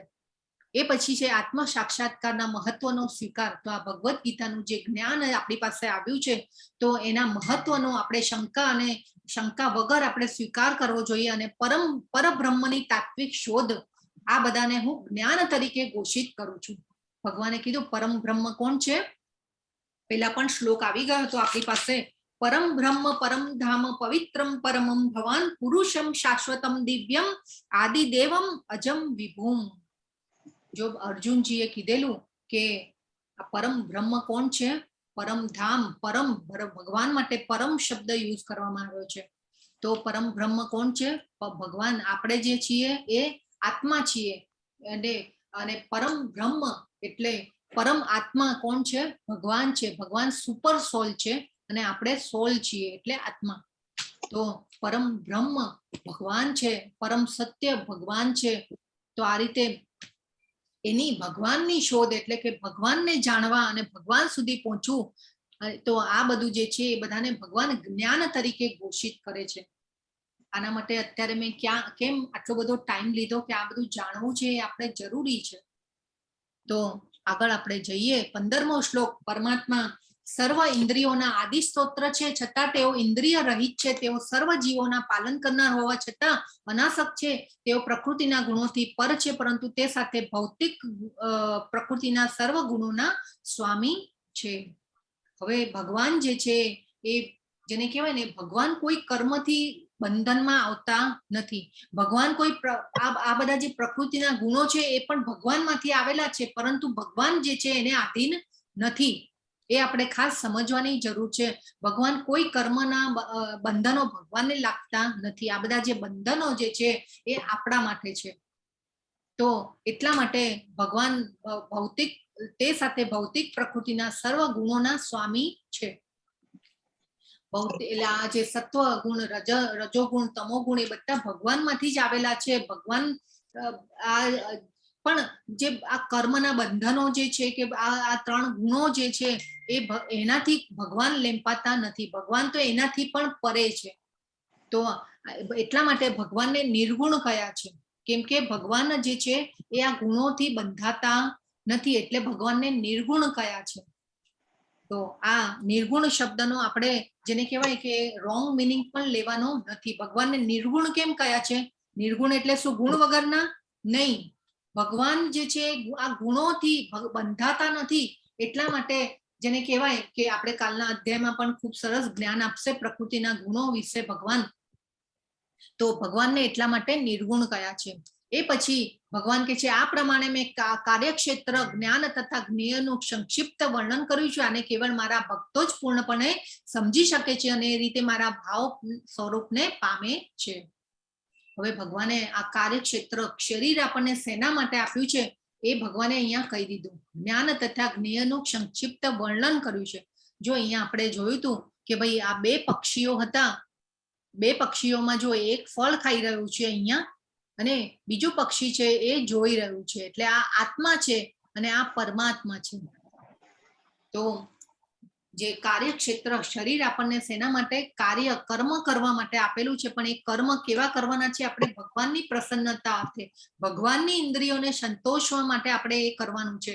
પરંતુ આ સ્વતંત્રતાનો જે ઉપયોગ આપણે દુરુપયોગ કરીએ છીએ એટલા માટે આપણે ભૂલી જઈએ છીએ કે આપણી સ્વરૂપ અવસ્થા શું છે. તો જેમ જેમ તો આ બધું ભગવાને જ્ઞાન આપ્યું એ કોણ સમજી શકે છે? અહીંયા ભગવાન કે છે કેવળ મારા ભક્તો જ પૂર્ણપણે સમજી શકે છે. તો આત્મા અને પરમાત્માનું જ્ઞાન હોવું અને આ જ્ઞાનને આપણે જાણીએ તો આપણે આ જેને કહેવાય કે આ અધ્યાયનો જે સાર જે છે એ ખૂબ જરૂરી છે કે આત્મા, પરમાત્મા અને જેને કહેવાય કે ભગવાન એ આપણે જાણવું જરૂરી છે. અને એ જાણીશું તો આપણે આ ભગવાનને જાણ્યા, આપણે શરીરને જાણીશું, આપણે શરીર પણ કેમ આપવામાં આવે છે એ બધું જાણીએ અને એ કેવળ ભક્તો જ જાણી શકે છે. એ પછી કે છે ભૌતિક પ્રકૃતિ તથા જીવોને અનાદિ સમજવા અને તેમના વિકાર તથા ગુણોને પ્રકૃતિજન્ય જાણવા. તો જો હવે ભૌતિક પ્રકૃતિ તથા જીવોને અનાદિ સમજવા અહીંયા ભગવાને કીધું છે. તો કેમ કે આપણે જો પહેલા વાત થઈ હતી કે આપણે પણ બધા ભગવાનના ધામમાં હતા અને આપણે ભગવાનની જેને કહેવાય ને કે થોડી આપણને ઈર્ષા થઈ, માલિકી ભાવની ઈચ્છા થઈ, કંઈ કંટ્રોલ કરવાની ઈચ્છા થઈ, એના માટે આ ભૌતિક જગતનું સર્જન થયું. તો આપણે પહેલા પણ એટલે જેને કહેવાય ને કે જ્યારે જરૂર પડી ત્યારે ભગવાને આ ભૌતિક જગતનું સર્જન કર્યું. પણ આપણે જે જીવો હતા એ ભગવાનમાં સમાયેલા હતા અને એ પછી જરૂર પડી ત્યારે આ ભૌતિક પ્રકૃતિનું સર્જન કર્યું ભગવાને. એટલે અહીંયા શું કીધું છે? ભૌતિક પ્રકૃતિ એટલે જે આ ભૌતિક પ્રકૃતિ જ્યાં આપણે રહી રહ્યા છીએ એનું સર્જન અને જીવોને અનાદિ સમજવા. એટલે આપણે જેને કહેવાય કે અનાદિ કાળથી આપણે પણ અસ્તિત્વમાં હતા એ ભગવાન અહીંયા સાબિતી આપે છે. અને ભગવાને જો કેટલા 84 લાખ મોડલોનું જેને કહેવાય કે કર્યું છે, બનાવેલું છે. પ્રકૃતિ સર્વ ભૌતિક કારણો તથા કાર્યોની હેતુ કહેવાય છે અને જીવ પુરુષ આ જગતમાંના વિવિધ સુખો તથા દુઃખો ભોગવવાનું કારણ કહેવાય છે. જો હવે પ્રકૃતિ જે છે, પ્રકૃતિ 3 ગુણોની બનેલી છે, તમોગુણ, રજોગુણ અને સત્વગુણ. તો આ પ્રકૃતિ ભૌતિક કારણો તથા કાર્યોની હેતુ કહેવાય છે અને જીવ આ જગતમાંના વિવિધ સુખો તથા દુઃખો ભોગવવાનું. હવે આ જે સુખ અને દુઃખ આપણા શરીર, આપણે જેને કહેવાય ને કે આપણું શરીરનું જે આપણું મન, બુદ્ધિ, આપણા જે કહેવાય કે આપણું શરીર સુખ અને દુઃખનો અનુભવ કરી રહ્યા હોય છે. અને પ્રકૃતિ જે છે એ ભૌતિક કારણો અને તથા કાર્યોની હેતુ કહેવાય છે. આપણે શરીર દ્વારા આપણે કર્મ કરીએ છીએ અને આપણું શરીર ભૌતિક જેને કહેવાય કે પંચ મહાભૂતોમાંથી બનેલું છે અને આ પંચ મહાભૂતોનું આપણું બનેલું શરીર એ કાર્ય જેને કહેવાય ને કે હરે કૃષ્ણ, સોરી, આપણું શરીર જે છે એ 5 મહાભૂતોમાંથી બનેલું છે અને કાર્યક્ષેત્ર કહેવાય છે એ આ ભગવાને એમાં. અને એ શરીર દ્વારા આપણે સુખ અને દુઃખનો અનુભવ કરતા હોય છે એ કર્મ દ્વારા. તો આ અહીંયા જેને કહેવાય કે આ ખૂબ સરસ બધું સમજાવેલું છે. હરે કૃષ્ણ. જિગ્નેશ પ્રભુ, જલ્પા માતાજી છો, સમજાવી શકશો? રિપીટર્સ, હરે કૃષ્ણ. નવા પાર્ટિસિપન્ટ્સ માંથી કોઈને ખ્યાલ આવે છે કે અહીંયા આમાં શું કહેવા માંગે છે આ ચિત્રમાં? હા માતાજી. જી કૌશિકા માતાજી બોલો. યસ. કોઈ એક પુરુષ છે જે ઝાડને લટકીને બેઠો છે પણ નીચે નાગ છે કે જે મતલબ કે એને ખબર છે કે હું જ્યારે નીચે પડીશ તો મારું મૃત્યુ થવાનું છે. આ બાજુ જોઈએ તો જ્યારે હાથી જે છે એ ઝાડ હલાવે છે એટલે પોસિબલ જ છે કે એ હલશે એટલે પોતાની ખોઈ બેસશે. જ્યારે ભગવાન છે અને ભગવાનનું બી રસ દેખાય છે. યસ. જો એટલે હા, ભગવાનની કૃપા થકી એમ કે બચી શકે. ખૂબ સરસ ટ્રાય માતાજી, ખૂબ સુંદર. ઓકે, તો આપણો 5 વાગી ગયા છે. હું થોડું સમજાવીને આગળ જઈશ. તો આપણે જે છે આ ભૌતિક જે સુખો જે છે અહીંયા જો મધપૂડો છે અને અહીંયા મધ આવી રહ્યું છે અને આપણે આ મનુષ્ય જે છે આ મધ ચાટવાની જેને કહેવાય કે ક્રિયા કરી રહ્યો છે કે આ જે સુખ જે છે આપણે જે શરીર માટેની જે શરીરની ઈચ્છાઓ જે છે અને એને આપણે સાચું સુખ માની લેતા હોઈએ છીએ. તો આ જે છે કે મનુષ્ય આપણે આવા છીએ. આપણને અહીંયા ખબર છે, હવે આ ભગવદ્ ગીતાનું આપણે જ્ઞાન લઈ લીધું છે કે ભાઈ આ નીચે પડશું તો આપણું મૃત્યુ થવાનું છે ને આ બધા જેને કહેવાય કે સુખ દુઃખ બધા તો ઉભેલા જ છે. અને આ રીતે અહીંયા જે છે આપણું આયુષ્ય આવી રીતે જેને કહેવાય કે દિવસ અને રાત દ્વારા અંદર જે છે દિવસ અને રાત બતાવ્યા છે. તો આ દિવસ રાત આપણા કપાઈ રહ્યા છે, આપણું આયુષ્ય કપાઈ રહ્યું છે, પણ તો તે છતાં પણ જો ભગવાન જે છે હાથ લાંબો કરી અને આપણને સમજાવી રહ્યા છે કે ભાઈ મારો બાળક આવી જા તું મારી પાસે રિટર્ન, પણ તે છતાં પણ જો આપણે જે છે આ સુખોને આનંદ લેવામાં આપણે એટલા બધા રચા પચા રહીએ છીએ કે આપણને આ બધાની ખબર જ પડતી નથી કે ભાઈ આપણે ક્યાં જવાનું છે, શું ક્યાં પહોંચવાનું છે, એ બધું આપણને ખબર હોતી નથી. તો આ ખૂબ જરૂરી છે કે ભગવાનને જન્મ મૃત્યુ જરા વ્યાધિ દુઃખ દર્શનમ, તો આ જે છે એ જન્મ મૃત્યુ જરા અને વ્યાધિ છે એ આ ભૌતિક જગતની વાસ્તવિક સમસ્યાઓ છે. અને આ સમસ્યાઓ જે છે આ પ્રોબ્લેમ છે કોઈને જોઈતા નથી. કોઈને જેને કે ભાઈ મૃત્યુ આવે તો કેવો ભય લાગે, કોઈને જોઈએ છે મૃત્યુ નથી જોઈતો. પ્રોબ્લેમ આવે કોઈને કોઈ પ્રોબ્લેમ માંગે ના માંગે, પ્રોબ્લેમ આવે એ પણ કોઈને ગમતું નથી. કોઈ પણ આ જે સમસ્યાઓ છે એ બધી ટાળી પણ શકાતી નથી અને એ જાતે આવે છે, આપણા કર્મોના હિસાબથી આવે છે. અને એવી રીતે ખુશી પણ એની જાતે જ આવે છે, આપણા કર્મોના હિસાબથી બધી આ સુખ અને દુઃખ જે છે એ આવતી હોય છે. આપણે વાત થઈ ને કે જન્મ થવો એ પણ જેને કહેવાય કે બહુ કષ્ટદાયક છે. માતાના ગર્ભમાં આ આખું ભાગવતમાં જેને કહેવાય ને કે જીવંત જેને ચિત્રણ કરેલું છે પ્રભુપાદે ખૂબ સરસ બધું સમજાવ્યું છે કે જન્મ થવો એ પણ કષ્ટદાયક સ્થિતિ છે. પણ આપણે જેને કહેવાય કે આપણે તો કેવો બર્થડે આપણે કેવું સરસ રીતે ઉજવતા હોઈએ છીએ, પણ આ વસ્તુનો આપણને ખ્યાલ નથી હોતો કે આ જે જન્મ થવો એ પણ જેને કહેવાય કે કષ્ટદાયક છે. તો આ જન્મ મૃત્યુ જરા વ્યાધિ છે એ આપણા ભૌતિક જગતના રિયલ વાસ્તવિક જેને કહેવાય કે પ્રોબ્લેમ છે.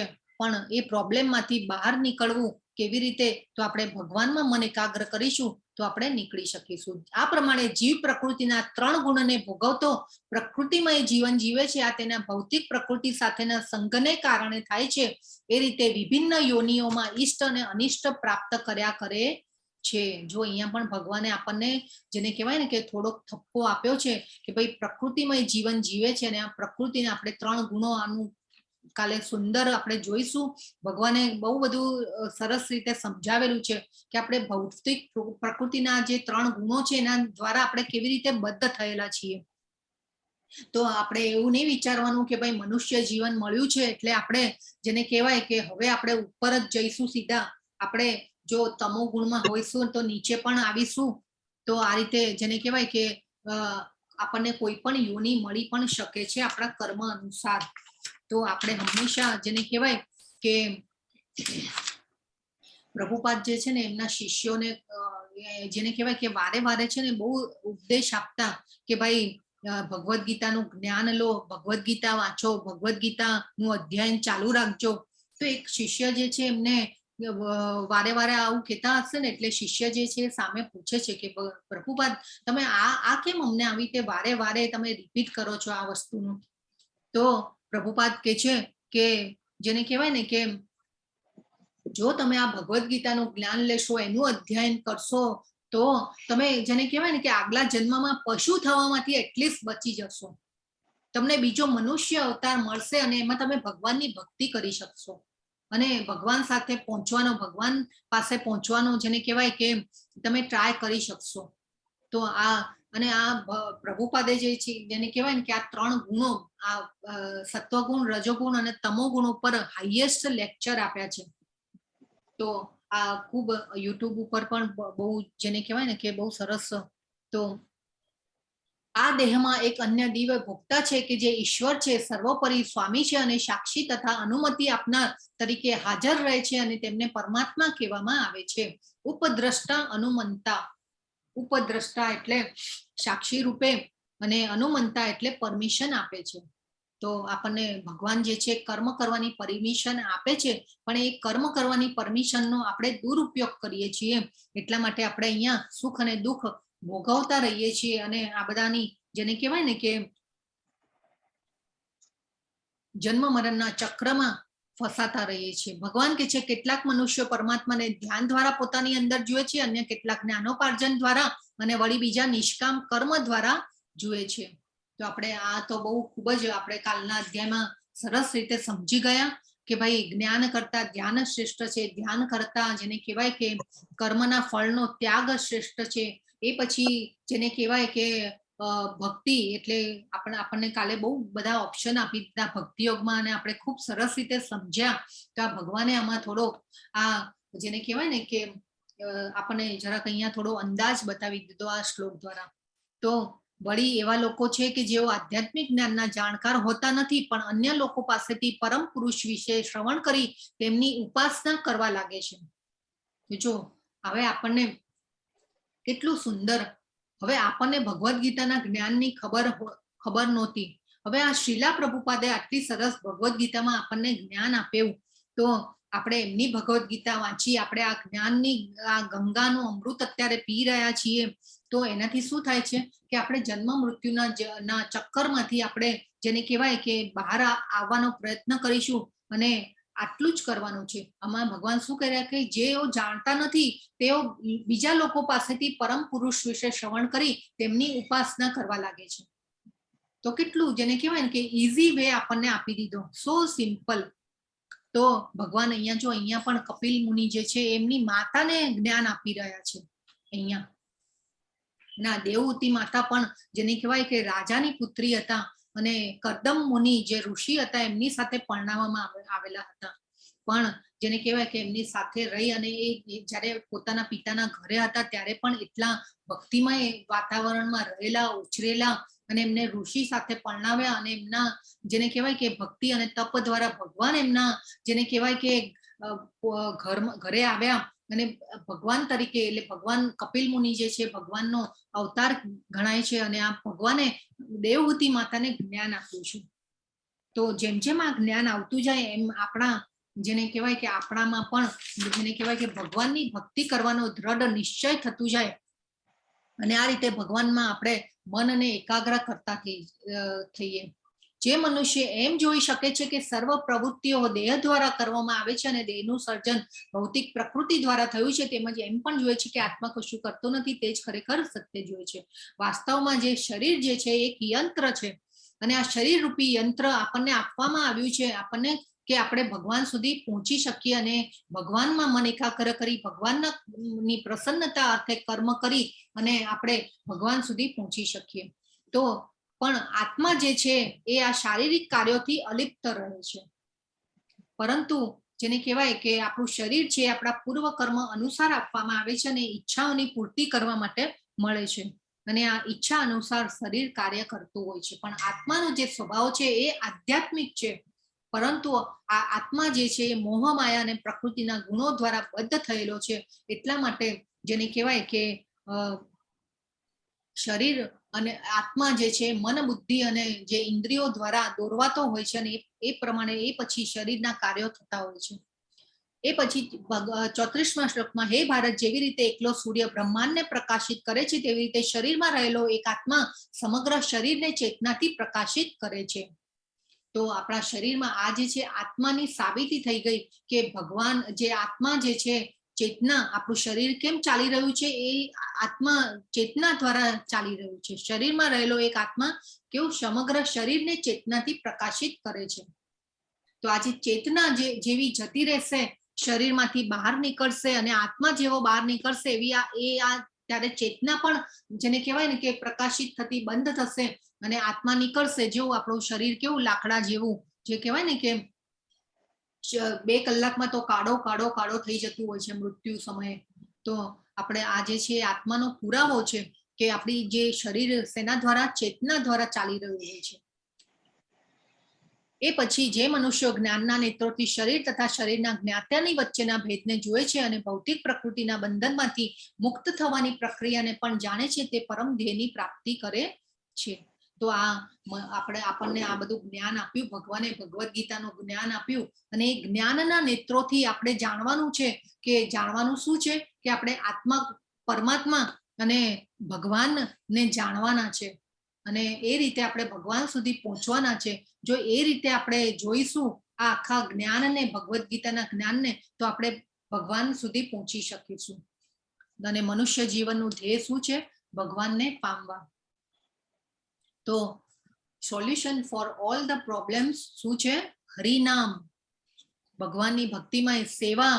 તો આ કલયુગમાં જેને કહેવાય કે ચૈતન્ય મહાપ્રભુ આવી અને આપણને હરિનામ સંકીર્તનનો મહિમા આપીને ગયા. કળિયુગ માટે ખૂબ સહેલો રસ્તો આપણને આપીને ગયા. આપણે સમય આપવાનો છે ભગવાનને, એ પણ આપણે જોયું. કાળ, જે ભગવાને કીધું કાળ હું છું, તો ભગવાને કીધું અહીંયા. અને આપણે છે ને, આપણે બધા ગોલ્ડન કલીમાં છીએ. આ જયારે ચૈતન્ય મહાપ્રભુ 500 વર્ષ પહેલા આવ્યા ને, એ ત્યારથી લઈ અને એ ચૈતન્ય મહાપ્રભુ આવ્યા ત્યારથી 10,000 વર્ષ જે છે એ ગોલ્ડન કલી કહેવામાં આવે છે. તો હજી પણ આપણો જે સમય છે હજી સારો છે. એ પછીનો જે સમય આવશે એમાં તો પ્રભુપાદ લખે છે કે ભાઈ માણસ માણસને કાપીને ખાશે, એવો જેને કહેવાય કે સમય આવશે. તો આ ખૂબ જરૂરી છે આ જ્ઞાનને જાણવાનું અને ભગવાન સુધી પહોંચવાનો રસ્તો આપણે ભક્તિ સેવા દ્વારા આપણે ભગવાનને ભોગ લગાવીને પ્રસાદનું ગ્રહણ કરવાનો છે. અને આપણે નવદા ભક્તિ દ્વારા ભગવાનને, જેને કહેવાય કે આધ્યાત્મિકતામાં ઉપર આવી અને ભગવાનને પામવાનો, જેને કહેવાય કે રસ્તો ક્લિયર કરવાનો છે. તો ભગવાને આપણને ખૂબ સરસ રસ્તો આપી દીધો છે. અને આપણે પહેલા પણ શ્લોક જોયો તો હરેર નામ નામૈવ કેવલમ કલૌ નાસ્તિ એવ નાસ્તિ એવ નાસ્તિ એવ ગતિર અન્યથા. તો આ કળિયુગમાં હરિનામ સિવાય બીજો કોઈ રસ્તો નથી, બીજો કોઈ રસ્તો નથી, બીજો કોઈ રસ્તો નથી. તો આ બર્થ એન્ડ ડેથ અગેન, એ તમે આપણે વિડીયો શેર કરવામાં આવશે, આજે ગ્રુપમાં જોજો, કે આ જન્મ મૃત્યુ જરા વ્યાધિના ચક્રમાંથી આપણે છૂટવાનું છે. ભગવાન એના માટે હવે આ આખો જે જ્ઞાન યોગ જે છે એ આપણને આપી રહ્યા છે. ખૂબ સરસ. હજીના બીજા 5 અધ્યાયમાં ખૂબ ભગવાન સરસ જ્ઞાન આપશે. આપણે બધા હજી પણ જોડાયેલા રહીશું. તો આજનો અધ્યાય જે છે અહીંયા પૂર્ણ થાય છે. હરે કૃષ્ણ બધાને. હરે કૃષ્ણ. હરે કૃષ્ણ. હરે કૃષ્ણ. વાંછા કલ્પતરુભ્યશ્ચ કૃપા સિંધુભ્ય એવ ચ પતિતાનાં પાવનેભ્યો વૈષ્ણવેભ્યો નમો નમઃ. અનંત કોટિ વૈષ્ણવ વૃંદ કી જય. ભગવદ ગીતા કી જય. શ્રીલા પ્રભુપાદ કી જય. હરે કૃષ્ણ. હરે કૃષ્ણ. હરે કૃષ્ણ.